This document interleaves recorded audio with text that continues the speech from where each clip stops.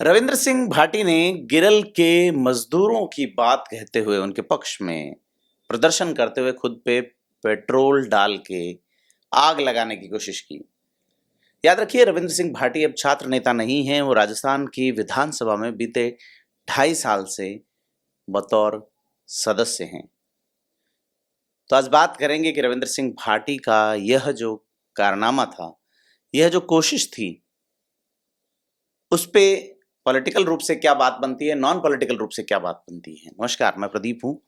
आप थिंक 360 देख रहे हैं। आप खुद जानते हैं कि राजस्थान की राजनीति में रविंद्र सिंह भाटी का उभार किसी ब्लॉकबस्टर फिल्म की पटकथा से कम नहीं है। बाड़मेर के दूधाड़ा गांव का एक युवा, एक स्कूल शिक्षक का बेटा, जेएनयू की छात्र राजनीति का वो अंडरडॉग जिसने एबीवीपी से टिकट तो नहीं पाया लेकिन चूल्हे हिला दी। उसने निर्दलीय लड़कर सिस्टम को ही हैक कर लिया, पार्टियों वाले को।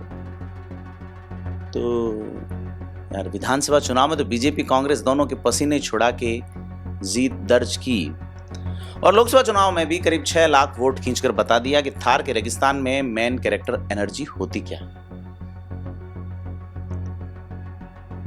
और अगर हम बात करें कि रविंद्र सिंह भाटी के आमद के बाद की बात, उनके अंदाज की, उनकी उपस्थिति की, तो ये मानना पड़ेगा कि आज के दौर में जहां नेता एसी कमरों से सोशल मीडिया ट्वीट करने में बिजी है, वहां भाटी ने मजदूरों के हक के लिए सड़क पर उतरने का जो गट्स दिखाया है वो काबिले तारीफ है। गिरल लिग्नाइट माइंड्स से जुड़ा उनका यह आंदोलन हवा हवाई तो नहीं था। स्थानीय युवाओं को रोजगार, 8 घंटे की शिफ्ट, प्रदूषण कंट्रोल, बाहरी ठेका कंपनियों की मनमानी के खिलाफ उठाई गई उनकी आवाज जायज और जरूरी। एक नेता का मजदूरों के साथ कंधे से कंधा मिलाकर खड़ा होना लोकतंत्र की एक सबसे खूबसूरत तस्वीर है। मांग क्या रहे हैं, वही तो जो कि एक्ट के अनुसार जो आप कह रहे हैं, वादे कर रहे हैं, वो दीजिए, लेकिन नहीं दे रहे। परंतु इस कहानी में असली प्लॉट ट्विस्ट तब आता है जब जमीनी हकीकत की लड़ाई अचानक एक नाटकीयता में बदल जाती है। एक पक्ष इसे सस्ता पीआर स्टंट और रील के व्यूज बटोरने वाली नाटकीयता करार दे रहा है।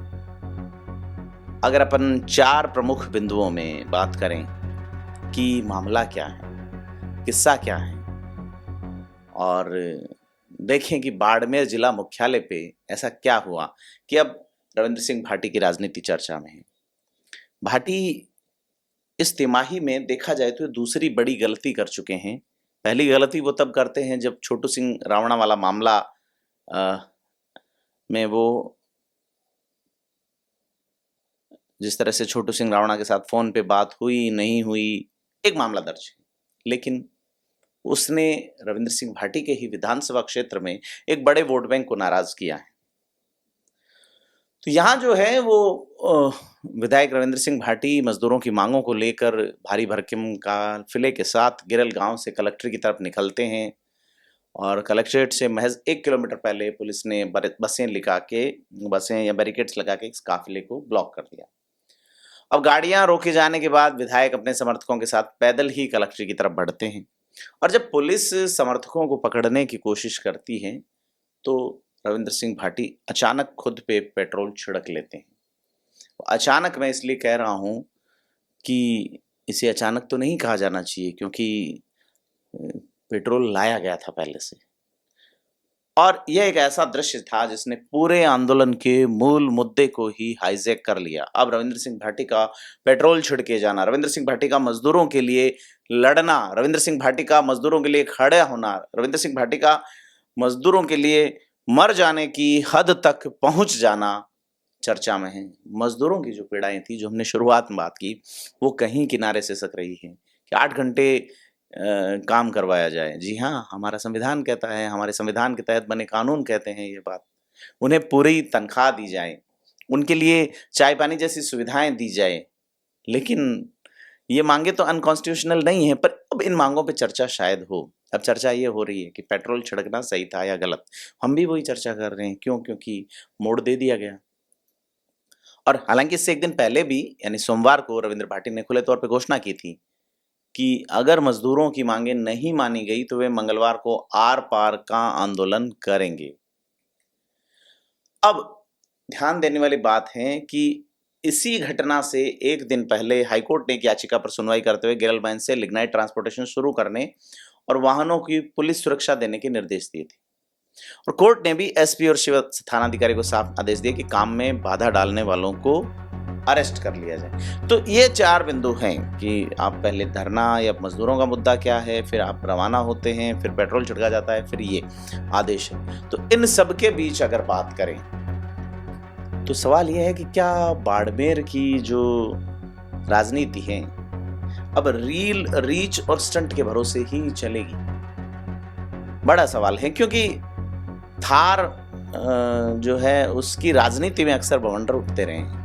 मैं खुद बेसिकली थार के ही एक जिले का जाया जन्मा हूं, तो मुझे पता है कि वहां की रेत एक छोटी सी हवा में भी आंधी का रूप धारण कर लेती है।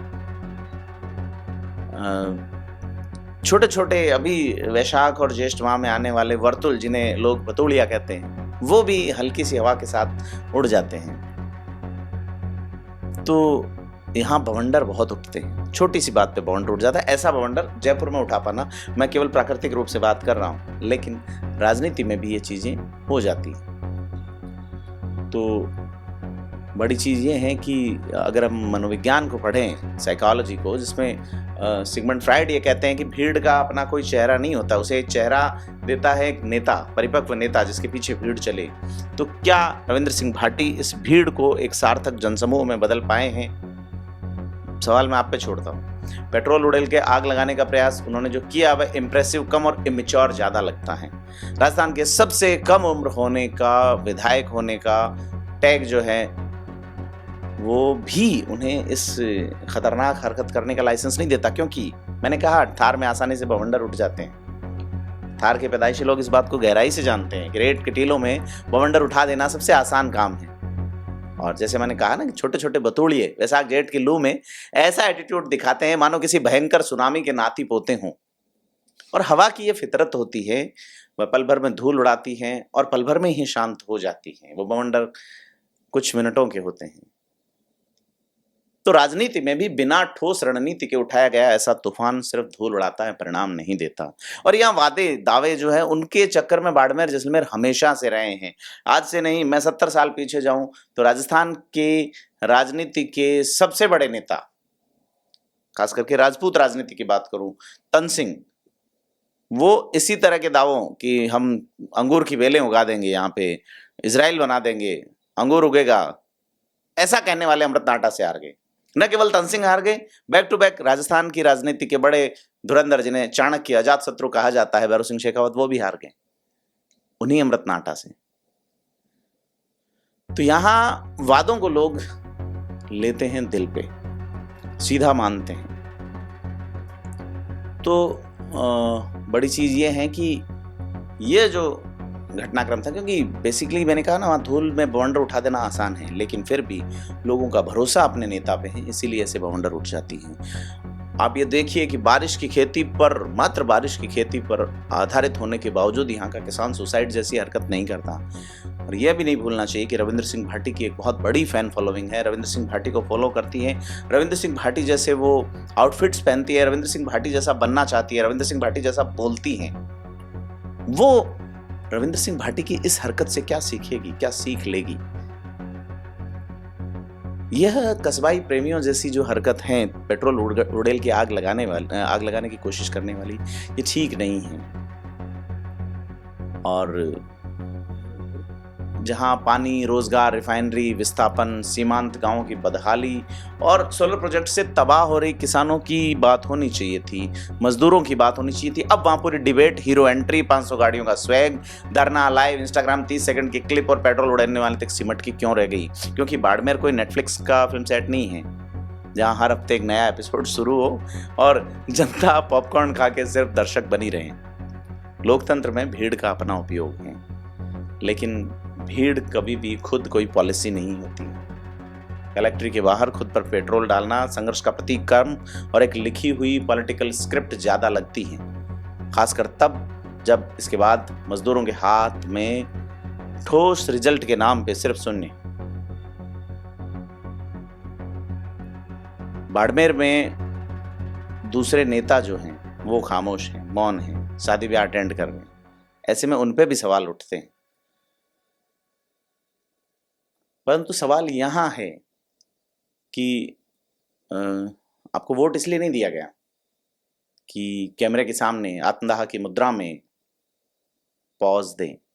जनता इसलिए चुनती है कि वो सत्ता की आंखों में आंखें डाल करके जवाब पूछे। अब सत्ता आपसे बात नहीं कर रही है, ये पीड़ा जो है वो हो सकती है, लेकिन उसका तरीका ये नहीं, क्योंकि बहुत लोग आपको फॉलो करते हैं। और यह जो वीडियो है खास करके उसमें ये कहने की बात है कि फैक्ट्स और डेटा पे बात होनी चाहिए, नीतिगत लड़ाई लड़ी जानी चाहिए, भ्रष्टाचार को एक्सपोज करना चाहिए, खनन माफियाओं को कानून के दायरे में घुटनों पे लाना चाहिए। अब हर आंदोलन में अगर पेट्रोल की बोतल और माचिस की तीलियां तक पहुंचने लगी, तो डेमोक्रेसी और इमोशनल ब्लैकमेल में क्या फर्क रहेगा? लेकिन अब यह कोर वोटर बेस क्या पूछेगा नहीं? क्या ये लड़ाई सच में जनता की है या अपनी पॉलिटिकल पीक और सोशल मीडिया एंगेजमेंट को बनाए रखने की जद्दोजहद? राजनीति सिर्फ रील के बैकग्राउंड म्यूजिक और नारों से नहीं चलती। लॉन्ग टर्म लीडरशिप के लिए संयम, लीगल नॉलेज और एक कैडर बेस्ड संगठन और सबसे जरूरी इमोशनल इंटेलिजेंस चाहिए। और अगर इस आंदोलन के बाद स्थानीय रोजगार नीति में बदलाव आता है और ये जो RSMML कंपनी जो है वो जवाबदेह बनती हैं और युवाओं को असली नौकरियां मिलती हैं, तो ये आंदोलन एक ऐतिहासिक जीत कहलाएगा। लेकिन अंत में अगर सिर्फ वायरल वीडियोस, पेट्रोल की बोतल और इंस्टाग्राम की रील ही बची, तो ये आंदोलन भी राजस्थान की राजनीति में हजारों अधूरे नाटकों में जाके दफन हो जाएगा। रविंद्र सिंह भाटी आज भी एक बड़ी उम्मीद हैं, लेकिन अब उन्हें तय करना होगा कि वे व्यवस्था परिवर्तन की राजनीति करेंगे या सिर्फ एक परमानेंट इंटरनेट सेंसेशन बन के रह जाएंगे। क्योंकि रेगिस्तान की राजनीति में बवंडर उठाना आसान है, लेकिन उस बवंडर को एक सही दिशा देना ही असली लीडरशिप है। और याद रखिए, इतिहास हमेशा परिणामों को याद रखता है, PR स्टंट और वायरल क्लिप्स को नहीं। इतिहास गवाह है, आत्मदाह की राजनीति में सुर्खियां और ट्रेंडिंग हैशटैग मिले हैं, मिलते भी रह सकते हैं, लेकिन समाधान नहीं। मुद्दा समाधान के लिए था। आपको क्या लगता है? हमें कमेंट करके ज़रूर बताएं वीडियो में।